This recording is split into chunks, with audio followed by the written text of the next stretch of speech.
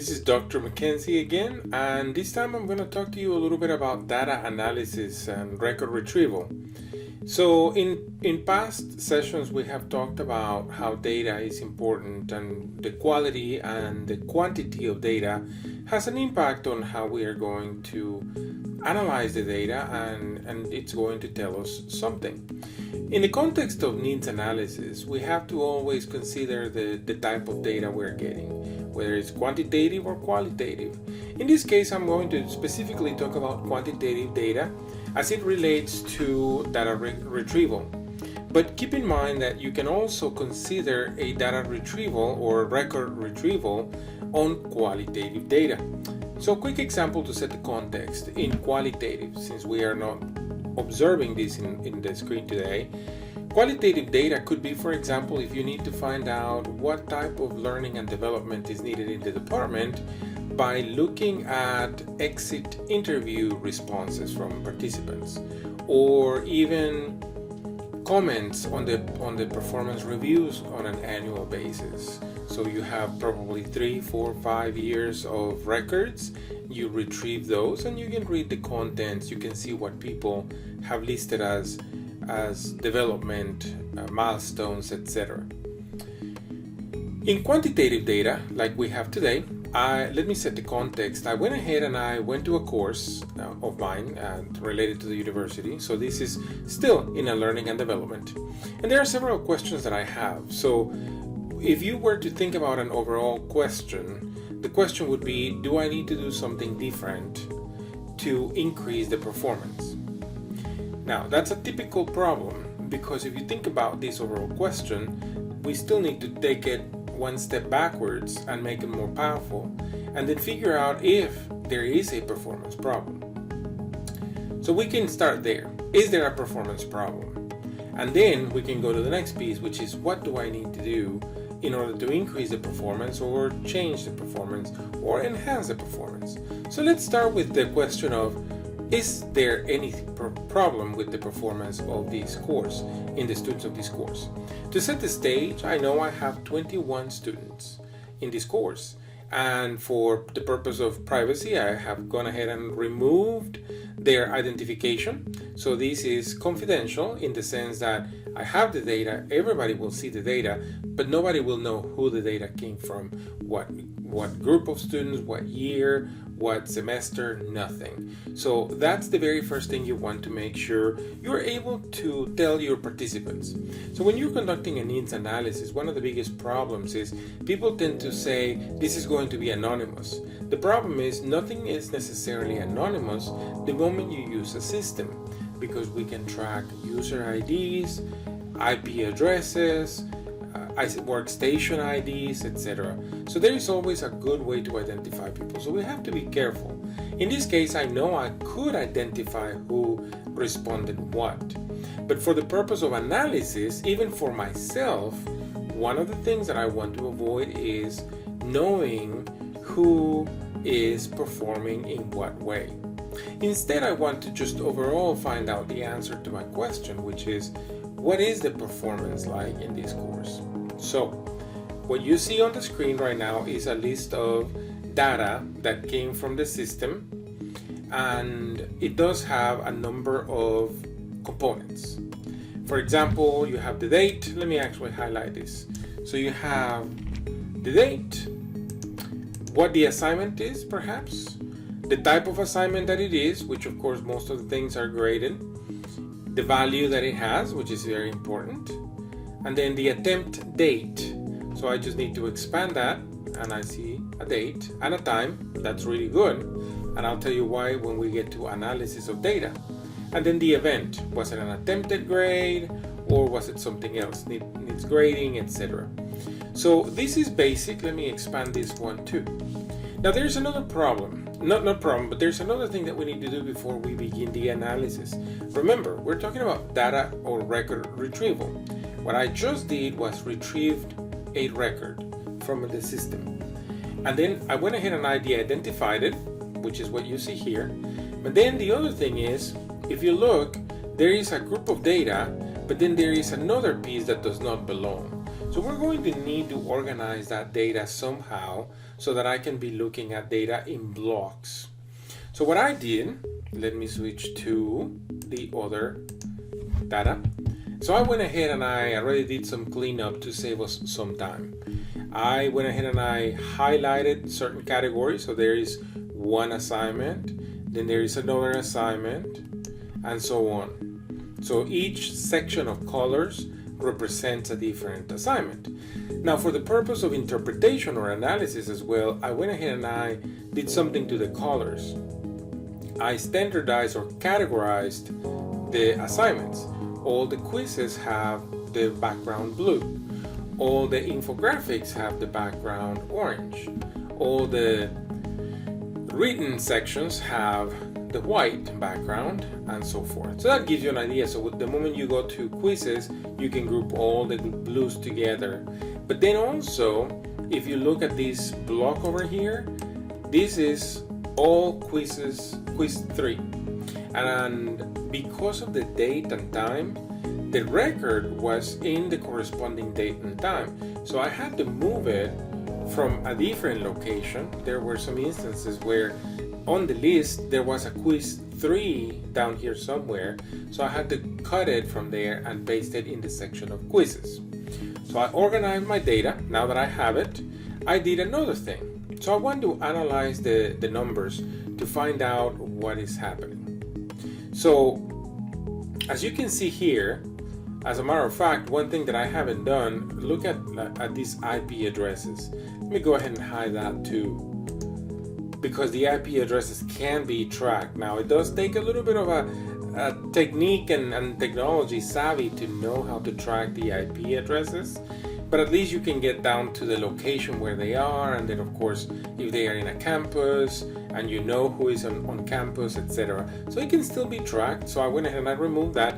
Plus, for the purpose of our analysis, to answer the question that I'm seeking, I don't need that. So I went ahead and I hid it. Okay. The other thing that I also did, so you've heard me talk about central tendency measures, and that's very easy, but at the same time super important.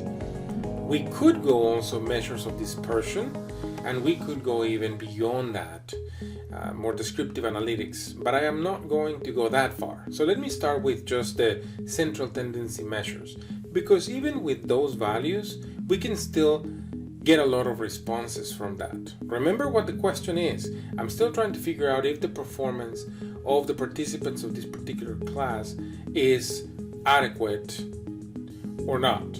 And then of course from there we can go further or we can stop. So this is what I would call the part 1, the pre-analysis.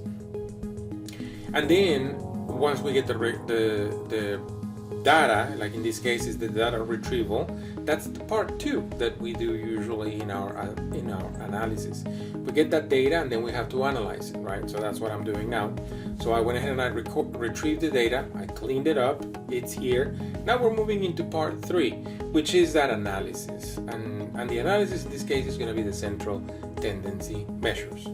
For the central tendency measures on the first block, I went ahead and I calculated the average of all the grades, the median to see what the center point is, the mode to see the number that repeats the most, and the count.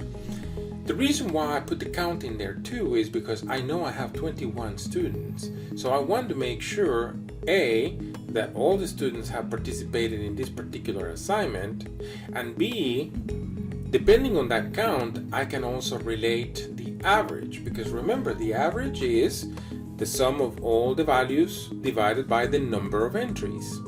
And the number of entries should be 21, but because it's not, it still gives me a total average of the people that participated, which is good. If I was calculating differently, then the average could be bogged down. Meaning if there are 20 people and only 10 got a score and I'm still counting 20 spaces, the average is going to be weighted down by the 10 people that didn't participate, right? So that's basic math, basic analysis. Anyway, so I went ahead and I entered it already. So I did it for every block. Let me show you a few so you get the sense for what I did on the data. So here are the 4 central tendency measures for this block. So on quiz 3, The average is 94. That's pretty good, right? We'll get to analysis in a second. But then, talking about the part 2 of the analysis. On that assignment, the count is 16 only. Aha. Again, we'll talk a little bit more about it in the analysis, but that's another flag where I know I'm expecting 21 and I only see 16. So there is something going on. But I still did the average, the median, the mode, and the count. Moving to the next one, same concept. So you can get a sense for same central tendency measures for every section of the assignments or any section of data. Now, there is something else that I can do, but in the interest of time, I am not going to, but I will just talk about it. And that is, what do we do now with the data? So let's start with one assignment at a time. But of course, you can get an aggregate. For example, you can look at all the quizzes, and that's probably what I'll do at the end. I want to see, taking all the quizzes, taking all the infographics, and taking all the parts, which one of the 3 are people performing better? So that will inform me as well. But to start with, I will do an assignment as an assignment at a time. So let me start with the quizzes. So let me actually go to quiz 1. So there it is. Well, it looks like a lot, right? So that's begging a question. I have 39 items. Now, why is that? Remember, I said I know there are 21 students in this class, but I get 39 results. And you probably have seen data like this before. So you have to solve and try to figure out what is happening, because this score, this average, is related to the 39 records. But if I only have 21 students, this average may be skewed. Well, I have a little bit of background, and that's where you have to be able to ask the person that is giving you the data, or you have to know what data you are retrieving. In my case, I know that the quizzes in this particular course can be taken up to 3 times by the students. So there is a potential that in this list, I may have the same user 3 times with 3 different scores. So the next question is this person supposed to have an average of the 3 scores? The lowest, the mid, or the high score? We don't know. Well, in my case, I happen to know that I'm seeking for, of the 3 instances, the highest. Whether it was the first, the second attempt, or the third, but whatever the highest score is, that's what is going to matter. So, in this particular case, I will need to find out more information, because this average is not really helping me to truly diagnose the performance of quiz 1 as a single participant. So I still need to distill the information to get 21 counts. They all have to be individual or in unique responses.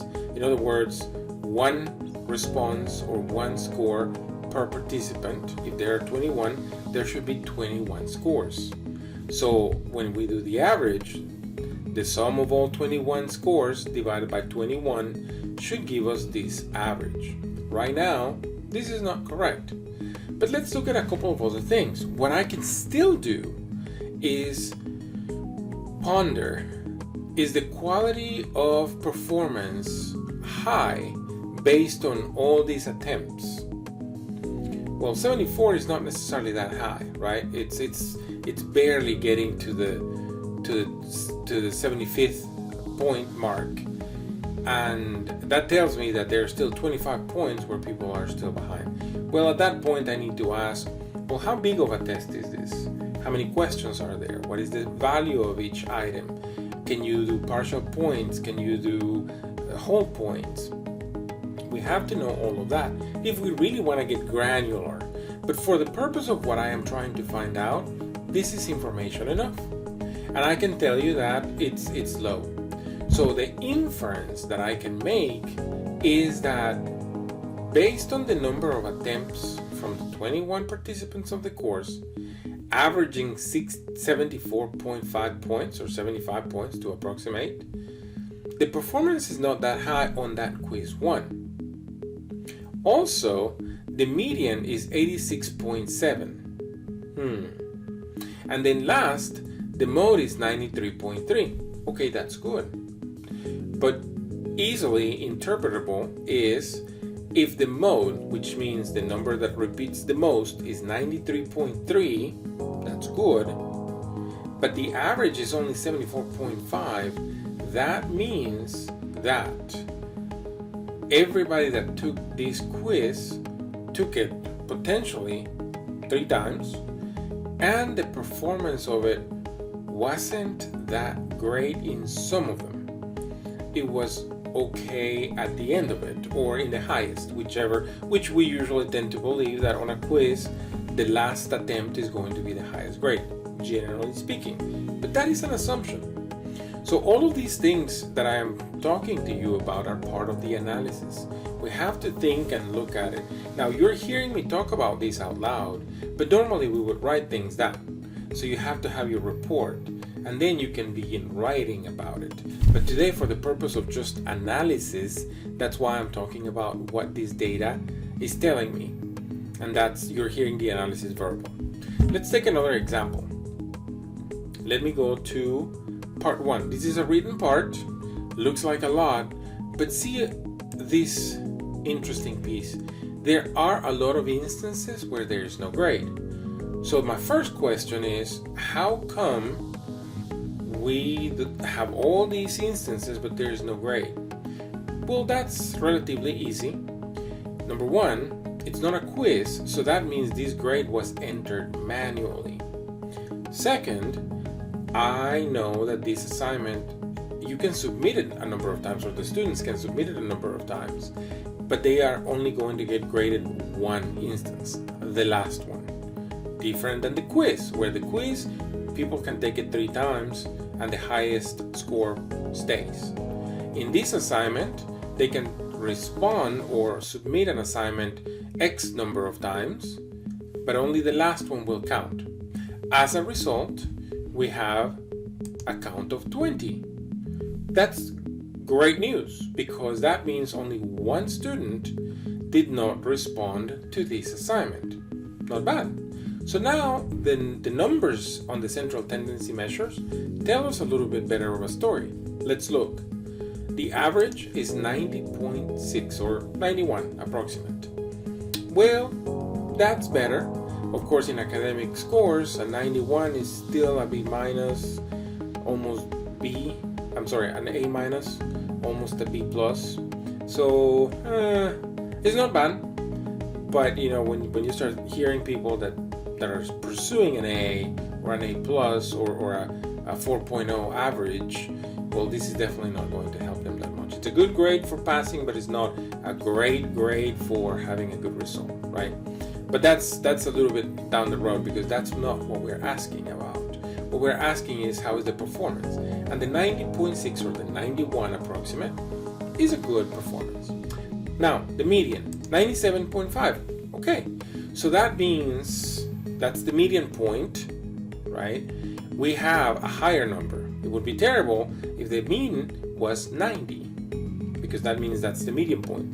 So that would tell us that more people are lower in grade than higher. But 97 tells me that a good number of students are on the high end.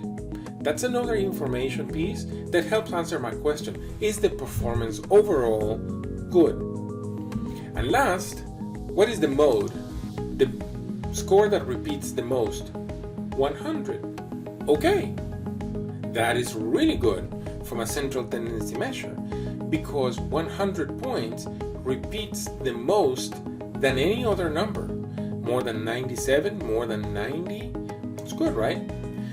So now when we look at that central tendency measure scale or numbers, we can make another statement. We can have another insight, and that is, there are people that didn't perform as well, which is what is bogging down the average, even though the number that repeats the most is 100. there are still a lot of lower numbers which bring the average down to 91. You see that? So that's part of the analysis we are making. And if you look at the data, it's not really bad.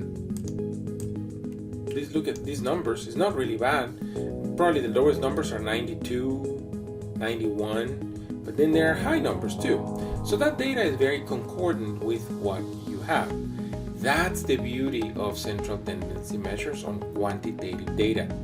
They kind of give you an insight of what's happening. Okay, and last but not least, let's do a quiz. Let's do an infographic. On the infographic here, we have a count of 19. So that tells me that 2 people didn't respond. 21, right? The average is 88.5. Same thing, but look at the mode, it's 100. So now the median is 99, which is great. So my question is, what is causing this average to be lower than 90 points, even though the mode, the number that repeats the most, is 100? Well, easily the inference is there are people that scored a lower number, and that's what is bringing the average down. If we look at the data, sure enough, we have a 0 over here, a 0 over here, and those numbers are extremely damaging to the average because they still are instances that are going to be counted in the average, but there's 0 points. So at that point, my question is the performance of this group of students still questionable? Or is it simply that I have some students that dropped the course without necessarily making a note of it, and that is what is making this average drop down? So for me to better understand and stay objective on the participants that are still active, what I would need to do is remove that score. So what I would do is simply delete that. You see how the score immediately changed, the average? And I'm going to delete the other one. Look at this. 99. Big difference. That's part of the analysis of data record retrieval. So I hope this has given you an idea of how to do an analysis and of course how to get a data retrieval. So to summarize, when you do data record retrieval, you will probably get it in a very mumbo jumbo way. You will have to clean it up, categorize it, so you can then run an analysis. In this case, to analyze the data, we run central tendency measures. Based on the central tendency, now we can make inferences or insights about each group of items. The next step would be to group all the quizzes together and see what the overall performance of the quiz is as it relates to the overall performance of the infographics. If the number of the quizzes was overall lower, average-wise, than the infographics, well, that tells us that the quizzes are not necessarily the forte of this particular group of students. However, I didn't go there. It's just the next step of analysis. Well, I hope this was interesting, and of course, it's not necessarily new, but it's an exercise that I like us to think about and use in our class. Thank you, everyone.